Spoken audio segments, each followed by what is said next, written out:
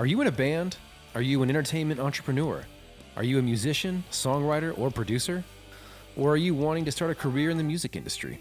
If so, then this podcast is for you.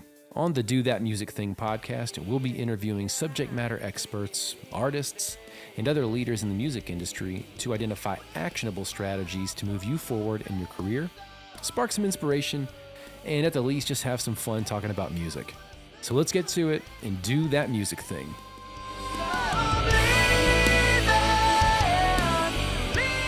Hello and welcome to another episode of Do That Music Thing, where we talk to some of the industry's brightest individuals and get their input on how to move your career forward in the music industry. And today I have the awesome, amazing, wonderful Jill Moody, who is the Director of Membership at NSAI. How are you, Jill? I'm good. How are you? Thank you for having me. Of course. Jill and I go way back. And when I was playing in a rock band called Blackwater James, we met Jill when she was working at the Wild Horse Saloon here in Nashville, and she took incredible care of us and could not be happier to work with such an amazing person.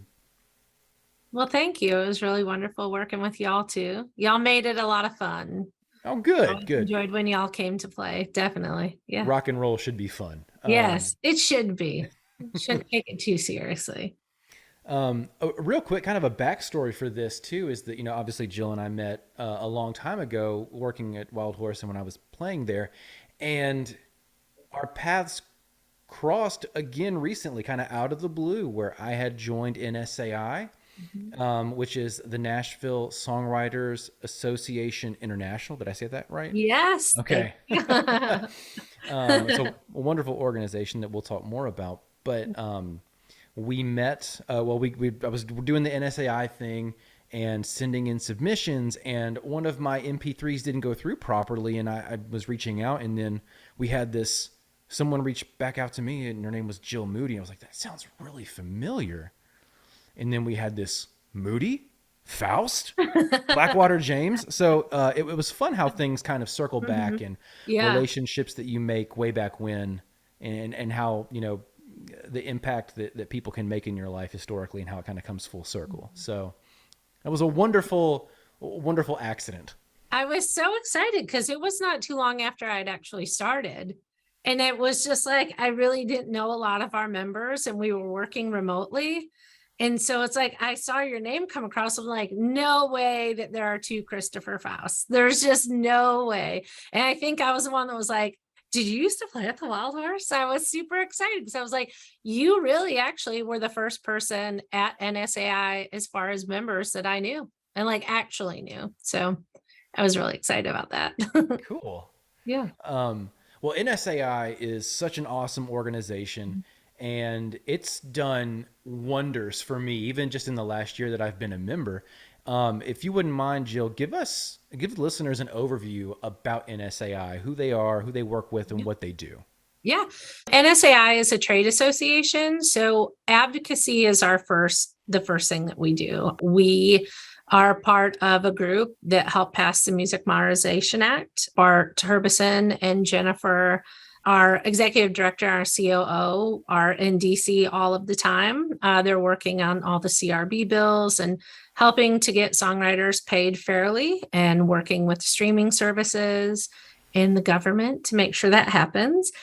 So that first and foremost is what NSAI does. The second half of what we do is membership.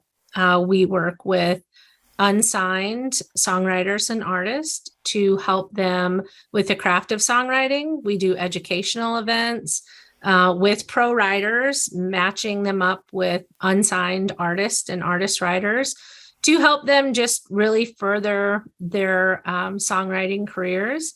We pitch songs to publishers all of the time. We have a lot of networking events and things that just happen at NSAI for our writers. And then we also put on Tin Pan South Songwriter Festival and the Nashville Songwriter Award. So we do a lot for 12 people to do everything that we do. We're super proud of what we do, and just exciting times to be at NSAI.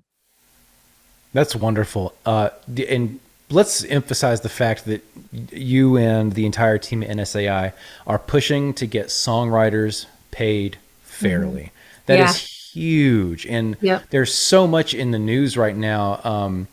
And first off, just thank you for you and the team for doing all this stuff, because it's needed. And I think songwriters are such a underrepresented group in the music industry. Most people don't know about songwriting or how it essentially makes the music that they hear.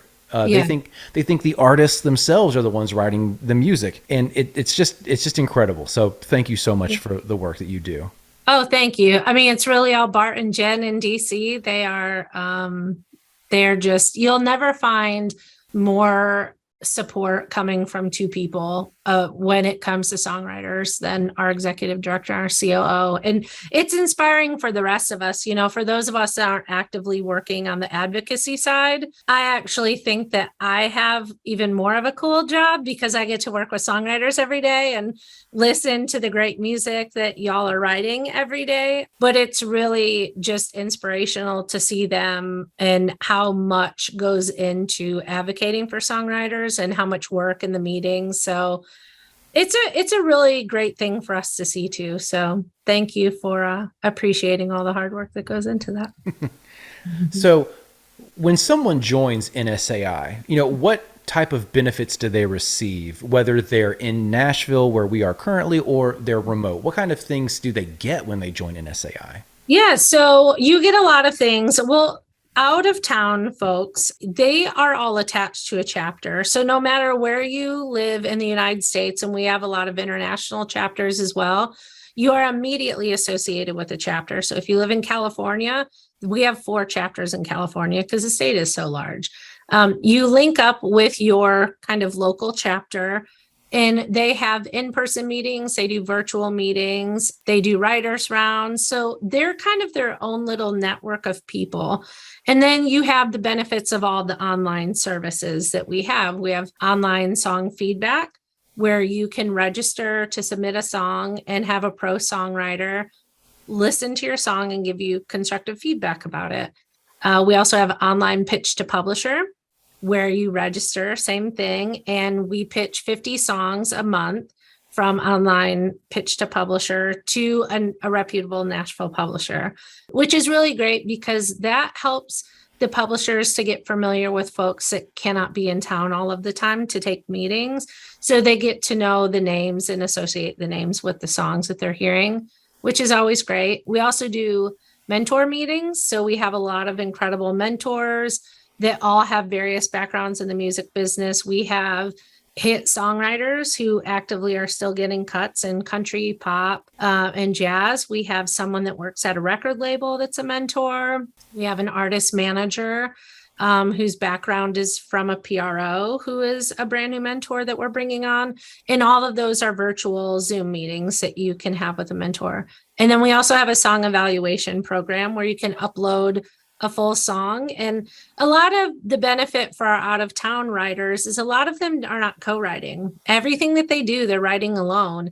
And so the evaluation program is something that you can treat it as if it's a co-writer or an editor that would be writing with you, and they listen to the song in its entirety, or they can do lyric only, and they'll give you notes about the structure, rhyme scheme pattern, and things like that. So there are a lot of services for our out of town members that are almost just as beneficial as if you were in town. The bonuses of being in Nashville is here at NSAI, we have writers' rooms. So you can come and use the writers' rooms anytime that you need to for co-writes. We also have the Thursday workshops that are in person. So we do a pitch just for our Nashville chapter once a month as well. So you get a little bit of face time with that publisher. We do a lot of, like this week, we have a workshop coming up where our members will come in and play in the round for us. So there's a lot of networking and things like that that go into being in person. But for everyone, I listen to music all of the time. My staff listens to music all the time from our members from all over the world. We'll give you advice. We also help set up co-writes for all of our members, whether you're in town or not. So there's really only the benefits of being in the building when you're in Nashville for the membership. So you mentioned co-writing, and Mhm. you know, having a band background, personally, co-writing just kind of came naturally. How important is co-writing to grow your career, or just in general, but also, how can people who join NSAI enhance co-writing themselves? Co-writing isn't, I think you can look at it two ways. Some people really write very well on their own, and some people are just not great at co-writing. It's just, I think sometimes a personality trait. But once I finally coerce people into allowing me to set them up with co-writes, because I feel like it is my mission in life to expose people to other ways of writing and other styles. And I think it's really important is for your growth as a songwriter. Because if you're at home writing by yourself all of the time, you're just you're writing what you write. No one's pushing you. No one's going to say, well, you can beat that line, or have you ever thought about this, or maybe let's bookend this. I mean, there are so many things that happen in a writer's room when there is one other person or two other people writing with you, that it just pushes you so much more into developing yourself into a better writer. I have some members that started in January that had never written with anyone before. And their writing has come so far in the last 8 months that they have been co-writing. It's kind of unbelievable. And they'll tell you themselves. So like, oh, I just never realized what all could go into it. And so I think the importance of co-writing is just you're learning from other people. If you have the right co-writers, they'll push you to be better. They'll help you get the song right and it just not be a good song. They'll help you create a great song. I think that's the number one kind of point of co-writing. The second half of that is if your goal is to get a pub deal, when you're signed to a pub deal, they want you writing with their other writers. And they don't want the first time that you co-write to be in a situation with a bunch of pro writers, and then you have no idea what to do in that situation. So it's uncomfortable, I think, for some people that have just done it so long for themselves and by themselves. But I think once they get into it, they really do enjoy it. And you get to make a lot of new friends and meet a lot of people. And it's also great networking. You probably write with folks that then they say, oh, you should write with so and so. I write with them too. And it just helps to expand your network of songwriters and like-minded individuals that kind of understand you a little bit more. Because not always do your friends and family and significant others understand the music business or the life of a songwriter. And it's nice to have people around that do understand that. So Just from a professional network, it's incredible. I just, because I've been a member for almost a year now, and you have set me up with some incredible co-writes. And I think everyone that you've set me up with, we get done with one and we book another one. So good. Yeah. it's done incredible things. I got to meet some incredible people, and the opportunities that have come out of these are incredible. Mm-hmm. So that's a huge deal. I'm going to keep plugging NSAI. Join NSAI right now. Put the podcast on pause. Go join NSAI. Come back. Hit play. But you did mention publishing. If your goal is to get a pub deal. Now, I've been a part of the music industry long enough that when someone asks like, oh, well, how do I get a record deal? Oh, well, how do I get a pub deal? Like there is no quick answer. There is no simple answer. But what do you say when someone says that? When someone, a songwriter comes to you and says, hey, my end game, my goal is to get a publishing deal. What do you tell them? That is everyone's goal. I mean, it's a great goal to have. And I am really super honest with our writers. And of course, it would be great for everyone that is a great writer just to be handed a pub deal. And it's just not the way that things work. We talk a lot about what their goals are. And when the end goal is a pub deal, which anyone that moves to Nashville, or even if they can't move to Nashville, but songwriting is their full-time career and it's how they're trying to make a living, it is to get a publishing deal. Is you just have to keep at it. You have to keep working hard. There's no, hard work and networking and writing great songs doesn't always land you a pub deal. There are a lot of great songwriters that I've met that they've been in town for 10 years and I love the songs that they write and they don't have a pub deal. Or there's a group of songwriters and 4 out of the 5 of them have a pub deal and the other person's just as great. And you're like, why does this person not have a pub deal? I think it's harder and harder to get a pub deal nowadays just because the way that Nashville has kind of become like a camp town, a little bit more than it ever has been. But I think too, it's just for me, and this is what I tell writers a lot of times, if you're writing songs for yourself, because being a songwriter is who you are, it's part of who you are as a person. Whether or not you get a pub deal should really be irrelevant because you're going to write songs, whether or not that's the end goal. At the end of the day, it would be incredible for people that are great writers and put in the hard work and do everything that they should do, write with all the people that they should be writing to get a pub deal. But it just doesn't always happen. It's just as hard, I think, to get a pub deal as it is to get a record deal. And you know how hard that is. You can be phenomenal, but to me, it's the right songs and the right songwriter always belong in the place that they're supposed to be. And sometimes it takes a little bit longer. So we talk a lot about that. We talk a lot about what they can work on to help better their chances of getting pub deals. And a lot of it is on them. NSAI can do a lot. We can pitch to publishers all of the time, which we do. But as a songwriter, you have got to be a self-starter. You've got to be motivated. You've got to go out and you've got to co-write. You've got to network with people. You have to show up. And a lot of people want pub deals and want record deals, but just don't show up. I see members coming here all the time. I have a member in particular. He writes probably 3 to 4 times a week. He plays 2 or 3 Broadway shifts a night. And he is constantly doing it because he knows that there are 1,000 other people that also want the same spot at a publishing company that he wants. But he's going to work twice as hard as everyone else is to try and get that. And that's what a lot of it is just write good songs, be a good person, and show up. Showing up. That is, to me, that's always been one of the biggest factors in if someone succeeds in anything in life is just showing up. Yeah.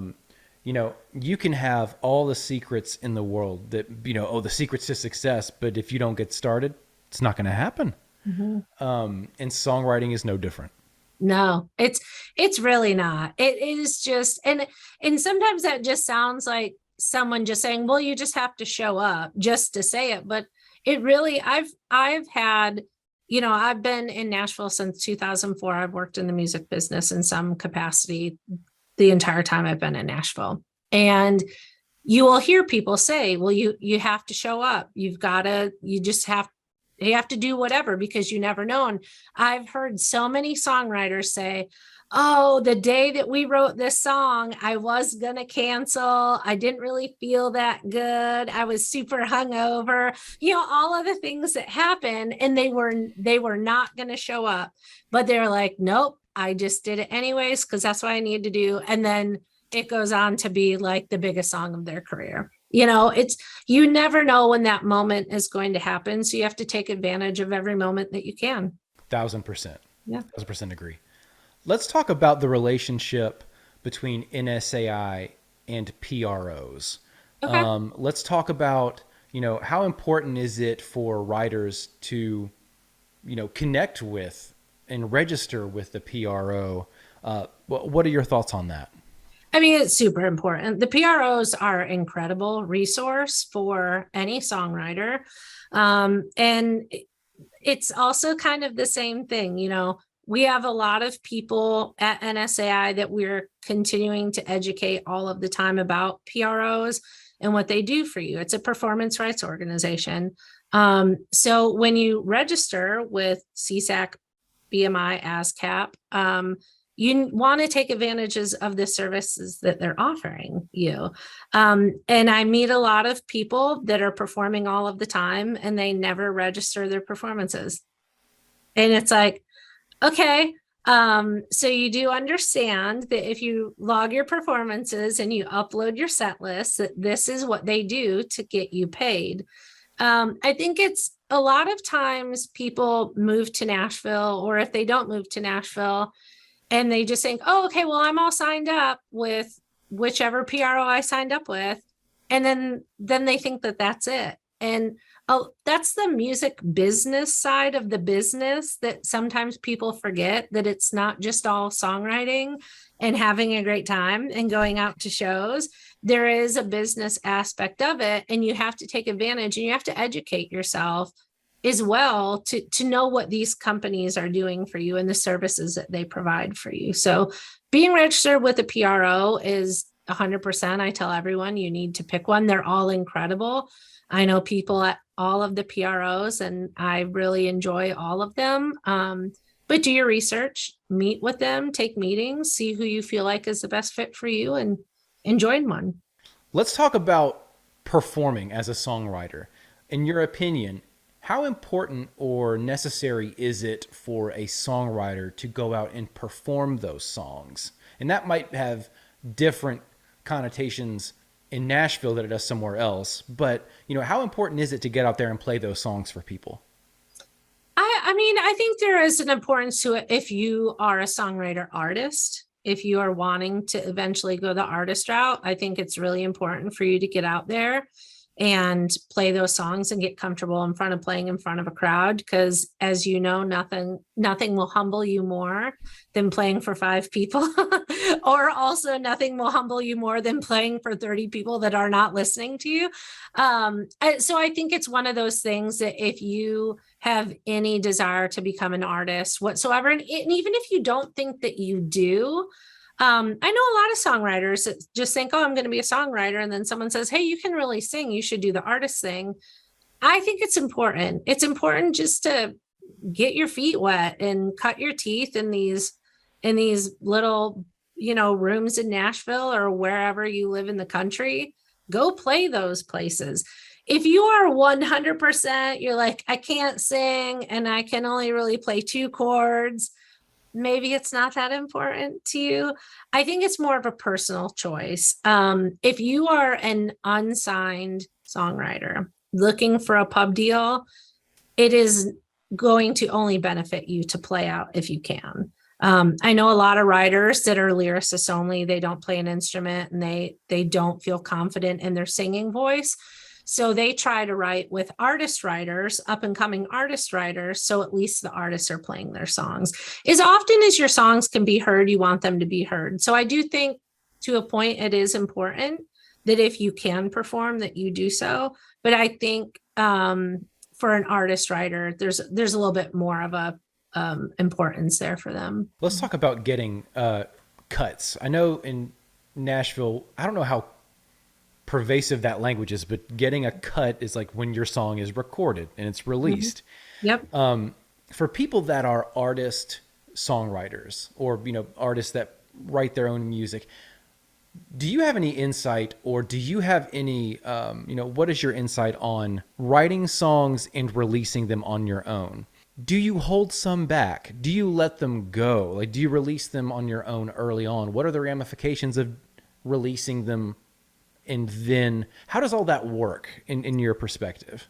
So I think there is a little bit of a difference opinion depending on the publisher that you would talk to. I've had some publishers say it doesn't matter, they can release whatever they want.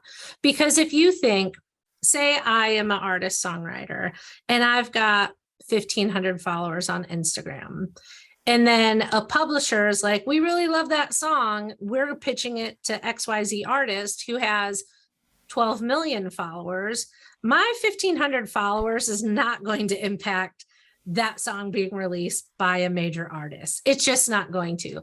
I think that you have some publishers that might feel a different way. And so if you're an artist, though, I think as an unsigned artist, you need to do whatever you can to get your name out there and to get your music heard. And I think the crazy part about it is with TikTok kind of becoming even more of a thing than it has been over the last couple of years, you're seeing people's careers launch off TikTok.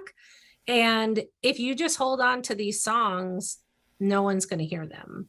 I mean, I've heard people say, hold on to your very, very best songs. I would say, hold on to your very best ideas when you're thinking about co-writing with someone. If you have people that you write with just casually every once in a while and you have this phenomenal idea, save that for the people that you love writing with, that you know every time you write with them, a killer song comes out of it. But as far as like holding on to your very best songs as an artist, writer, or a songwriter, I don't think there's a great answer for that, because I think every label and publisher might feel a little bit differently on it.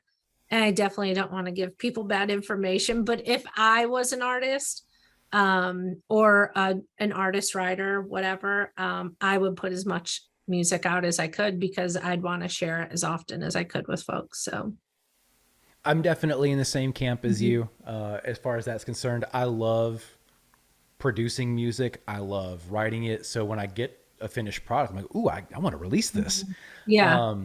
And can't underestimate the power of TikTok. Not 2 weeks ago, I have a friend who works at a major publisher here in town, and we had a meeting set. And 5 minutes into the meeting, in the phone call, she said, "Hey, I'm sorry, I have to go to another meeting. We just got told that we're signing a TikTok star." I was like, "Okay, see ya." Um, uh, but a TikTok is making people's career right now, and Yeah. honestly, that's incredible. A really good buddy of mine and drummer and co-writer Todd Slosher, who you know, Yep. him and I just are amazed at the amount of resources that people have through social media. Because when we were coming up in the late 90s and early 2000s, it was going to Kinko's, getting things printed out. MySpace had just become a thing. Yeah. So that was the only social media that we had. And I mean, we utilized it, but it's incredible the resources that artists and songwriters have now through social media. The struggle. The struggle you had. It cracks me up, because like we talk about this all of the time, of how insane it is that like we can Google anything, any artist or anyone that a friend of yours tells you about, with a tap of a button, you can listen to them anywhere, anywhere. And then it's funny to hear you like, yeah, I remember going to Kinko's to print posters in hopes that people will come to our shows. And I think if you take it back even 30 more years, like imagine when you had to, I mean, I am older than you, but like when we wanted to get concert tickets, you would have to either go stand in line at the Ticketmaster, like whatever JC Penney's or Sears that box office had to be in, or Mars Music, and stand in line to buy tickets to a show that was months down the road. I grew up in Michigan. It would be cold in the winter, and you would be literally like standing in line to try and buy tickets for a show, because we weren't at the point yet where you could just get on the internet and get tickets from a ticketing platform. So to me, it's insane that we are now insane in a good way, not in a bad way. That we are now in a time where you could hear a song on social media and then a couple months later hear it on the radio, which is also kind of goes back to, do you hold on to your best thing, your best songs? Like if you're putting them out into the world and that is how people are being discovered, people are now going to TikTok and YouTube and all the other social media platforms to find people and to listen to people. What if the best song that you're holding on to is the song that was the one that was going to get you signed? So, Jill, thank you so much for joining us on the Do That Music Thing podcast. And we like to end every single episode with our guest speaker, our podcast guest, by providing 3 actionable items that this person can go out and do today to grow their career a little bit, a lot, but to make action and to make success happen for them. So, what are 3 things that you would recommend a songwriter go out and do today to enhance their career?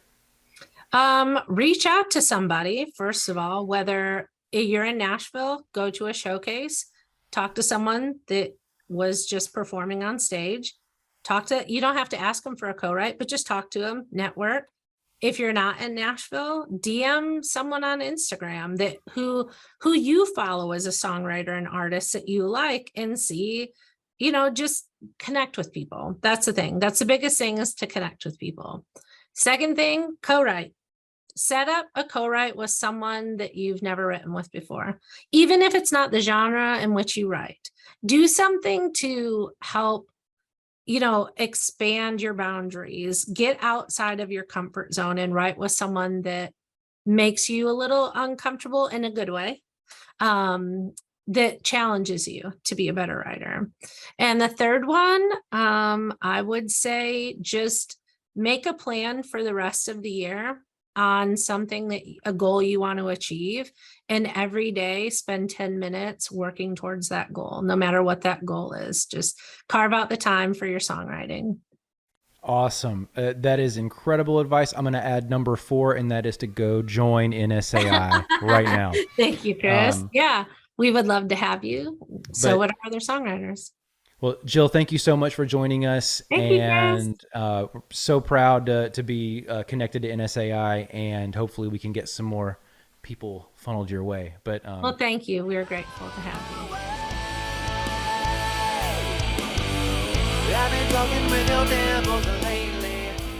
Thanks for listening to this episode of the Do That Music Thing podcast. To learn more about me, the host, Christopher Foust, you can catch me online at christopherfoust.com, on Instagram at chrisfaustmusic, or on Twitter at chrisjamesgtr. If you'd like to be a guest on the Do That Music Thing podcast, please feel free to email me at chrisfaustmusic@gmail.com.